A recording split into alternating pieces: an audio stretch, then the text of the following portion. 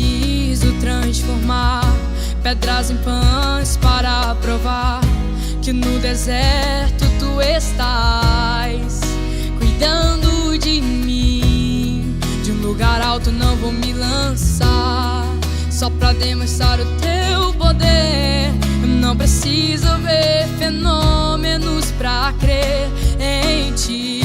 Não troco nossa comunhão pelo prazer de conquistar palácios, riquezas. Como um deserto isso vai passar, por isso resistindo estou. E quando a minha força se esgotar, o teu anjo vai me alimentar. Te adorar é o que sustenta-me de pé. Eu não vou perder a guerra. Te louvar em meio às tentações é mais que estratégia. Posso não ver o amanhã, mas hoje sei que esse deserto vai chegar ao fim. O Senhor está cuidando de mim. Eu não preciso transformar pedras em pães para provar que no deserto tu estás cuidando de mim.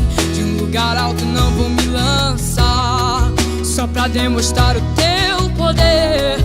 Eu não preciso ver fenômenos pra crer em ti. Não troco nossa comunhão pelo prazer de conquistar palácios, riquezas. Como um deserto isso vai passar, por isso resistindo estou.